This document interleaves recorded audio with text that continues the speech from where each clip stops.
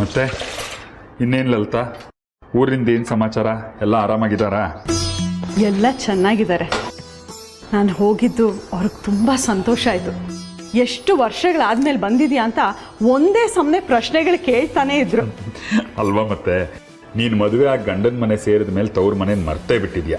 ಬೇರೆ ಗಂಡಸರಿಗಾದ್ರೆ ಆಗಾಗ ತವ್ರ ಮನೆಗೆ ಹೋಗೋ ಹೆಂಡತಿ ಸಿಕ್ಕಿ ತವ್ರಿಗೆ ಹೋದಾಗ ನೆಮ್ಮದಿಯಾಗಿರ್ತಾರೆ. ನನಗೆ ಆ ಭಾಗ್ಯನೂ ಇಲ್ಲ. ಸಾಕು, ಸುಮ್ಮನೆ ಇರ್ರಿ.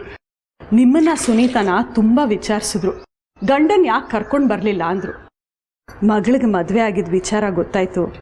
ಮಗಳು ಅಳಿಯಣ್ಣು ಕರ್ಕೊಂಡು ಬರಬಾರ್ದಾಗಿತ್ತ ಅಂದ್ರು. ಹೋದಾಗಿಂದ ಅವ್ರ ಪ್ರಶ್ನೆಗಳಿಗೆ ಉತ್ತರ ಕೊಟ್ಟು ಕೊಟ್ಟು ಸಾಕಾಗಿ ಹೋಗಿದೆ ನನಗೆ. ಮತ್ತೆ ಇಲ್ಲೆಲ್ಲ ಆರಾಮ? ನೀವು ಹೇಗಿದ್ದೀರಾ? ನನಗೇನಾಗಿದೆ, ಚೆನ್ನಾಗೇ ಇದ್ದೀನಿ. ಆದರೆ ನೀನಿಲ್ದಾಗ ಇಲ್ಲೊಂದು ದೊಡ್ಡ ರಂಪಾಟ ಆಗೋಯ್ತು. ಏನು ರಂಪಾನ? ಏನಾಯ್ತು? ಈ ಶ್ರೀಮತಿಯವರು ನಮ್ಮ ಜಾಜಿ ಬಂಗಾರಿಗೆ ಯಾವುದೋ ಒಂದು ವ್ರತ ಮಾಡೋಕೆ ಹೇಳಿದ್ರಂತೆ. ಅದನ್ನವರು ಬಹಳ ಭಕ್ತಿ ಶ್ರದ್ಧೆಯಿಂದ ಮಾಡ್ತಾ ಇದ್ರು. ಅದರಲ್ಲಿ ರಂಪ ಆಗೋದೇನಿದೆ? ಒಳ್ಳೇದೇ ಆಯ್ತಲ್ಲ.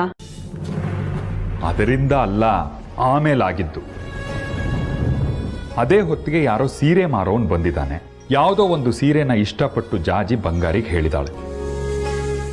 ಈ ಬಂಗಾರಿಗೆ ಗೊತ್ತಿಲ್ಲದೆ ಅಮ್ಮ ಎತ್ತಿಟ್ಟಿದ್ದ ದೇವ್ರ ದುಡ್ಡನ್ನು ತಗೊಂಡು ಹೋಗಿ ಸೀರೆ ಕೊಡಿಸಿದಾನೆ. ಅಮ್ಮಂಗದು ಗೊತ್ತಾಗಿ ದೊಡ್ಡ ರಂಪಾಟ ಮಾಡಿಬಿಟ್ರು. ಪಾಪ ಅವನಿಗೆ ಎಂಜಲಲೆ ಮೇಲೆ ಉರುಳೋ ಶಿಕ್ಷೆ ಕೊಟ್ಟರು ಕಣೆ.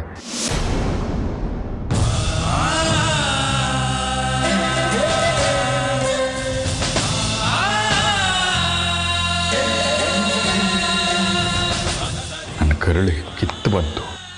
ಆದರೂ ಅಮ್ಮಂಗೆ ಎದುರಾಗಿ ಮಾತಾಡಿ ಅವ್ರನ್ನ ವಹಿಸ್ಕೊಳ್ಳೋ ಧೈರ್ಯ ಇದೆಯಾ ನನಗೆ? ಅದೇನೋ ಅಂತಾರಲ್ಲ, ಬಡವನ ಕೋಪ ದವಡೆಗೆ ಮೂಲ ಅಂತ. ಹಾಗೆ ಆಗಿದೆ ನಮ್ಮ ಬಂಗಾರಿಗೆ ಪಾಪ.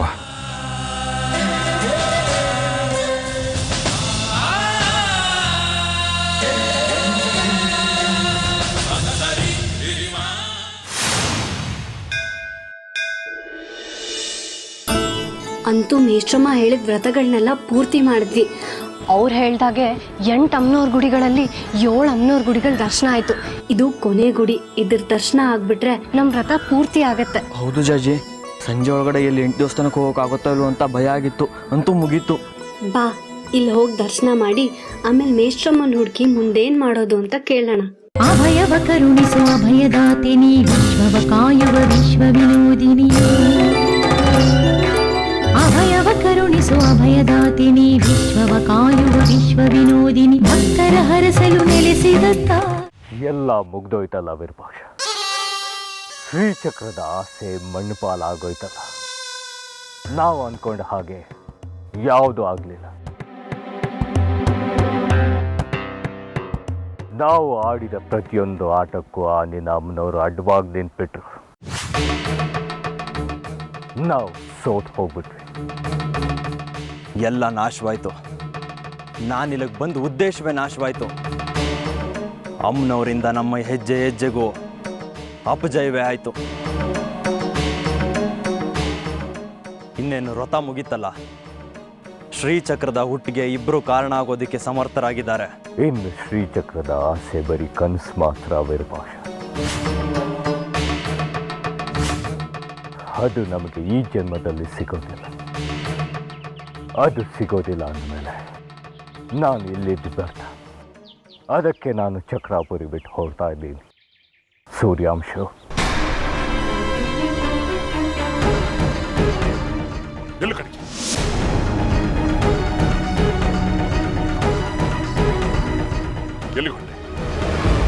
ಇಲ್ಲಿ ನನ್ನ ಕೆಲಸ ಮುಗಿತಲ್ಲ ವಿರೂಪಾಕ್ಷ. ಇನ್ನು ನಾನು ಇಲ್ಲಿದ್ದು ಏನು ಮಾಡಲಿ? ಶ್ರೀಚಕ್ರ ನಮ್ಮ ಕೈವಶವಾಗುವವರೆಗೂ ನಮ್ಮ ಕೆಲಸ ಮುಗಿಯಲ್ಲ ಕಡ್ಕೆ. ಅದು ನಮಗೆ ಸಿಗೋದಿಲ್ಲ ಅಂದಮೇಲೂ ನಾವಿಲ್ಲಿರೋದು ಮೂರ್ಖತನ ವಿರೂಪಾಕ್ಷ. ನನ್ನ ದಾರಿಗೆ ಅಡ್ಡ ಬರಬೇಡ, ದಾರಿ ಬಿಡು. ಎಲ್ಲ ಕಡ್ಕೆ, ನಾನು ಬಿಡೋದಿಲ್ಲ. ಹೀಗ ಅರ್ಧ ದಾರಿಲಿ ಬಿಟ್ಟು ಹೋದ್ರೆ ಹೇಗೆ ಕಡ್ಕೆ? ನನ್ನ ದಾರಿ ಇದಲ್ಲ ವಿರೂಪಾಕ್ಷ. ಶ್ರೀಚಕ್ರದ ಆಸೆಗೋಸ್ಕರ ನನ್ನ ವಾಮಾಚಾರ ಸಾಧನೆಗಳನ್ನೆಲ್ಲ ಬದಿಗೊತ್ತಿ ನನ್ನ ಜೊತೆ ಕೈ ಜೋಡಿಸ್ದೆ. ಆದರೆ ಆಗಿದ್ದೇನು, ನಿನ್ನ ಅಮ್ಮನವರು ನನ್ನ ದಾರಿಗೆ ಮುಳ್ಳಾದರು. ಶ್ರೀಚಕ್ರ ಸಿಗೋದಿಲ್ಲ ಅನ್ನೋದು ಖಚಿತ ಆಯಿತು. ಇಷ್ಟೆಲ್ಲ ಆದಮೇಲೂ ನಾನಿಲ್ಲಿರೋದು ಅಸಾಧ್ಯ ವಿರೂಪಾಕ್ಷ. ನನ್ನನ್ನು ತಡಿಬೇಡ. ಶ್ರೀಚಕ್ರ ಸಿಗಲಿಲ್ಲ ಅಂತ ಸೋಲೊಪ್ಕೊಂಡು ಓಡೋಗೋದು ಹೇಳಿತನ. ನೀನು ಹೇಳಿನ?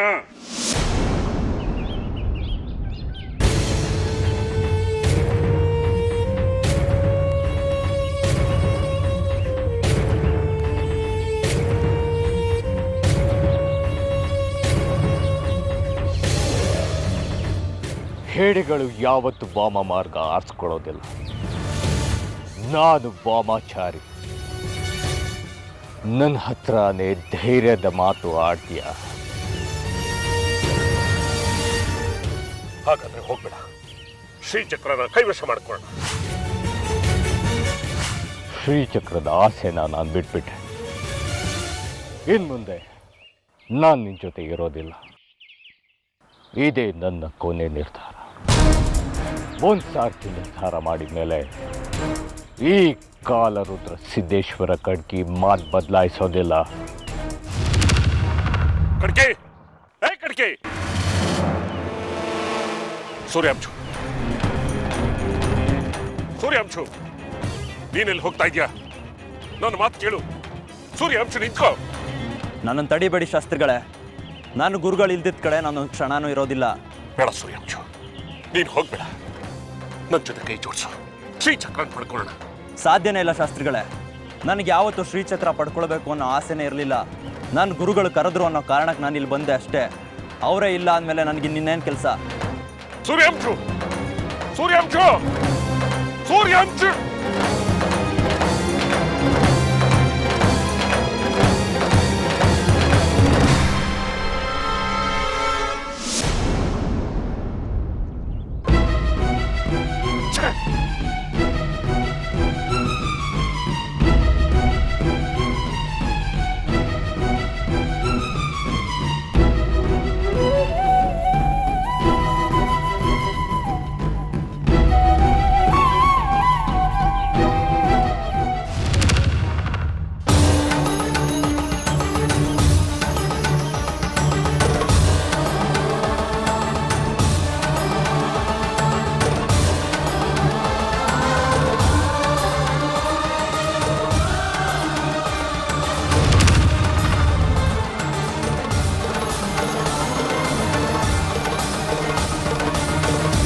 ಇನ್ನು ಶ್ರೀಚಕ್ರದ ಆಸೆ ಬರೀ ಕನಸು ಮಾತ್ರ ವಿರೂಪಾಕ್ಷ.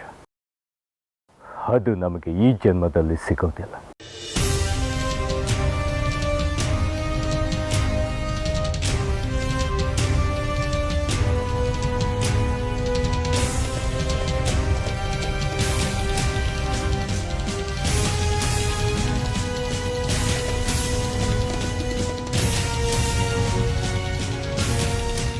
ಶ್ರೀಚಕ್ರ ಸಿಗೋದಿಲ್ಲ ಅನ್ನೋದು ಖಚಿತ ಆಯಿತು.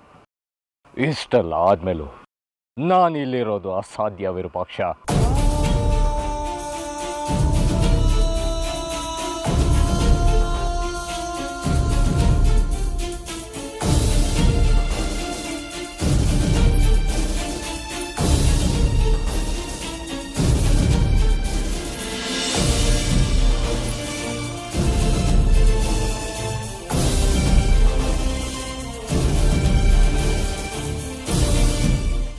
ಹೇಳು ಬಂಗಾರಿ, ನೀನನ್ನ ಪ್ರೀತಿಸ್ತೀಯಾ?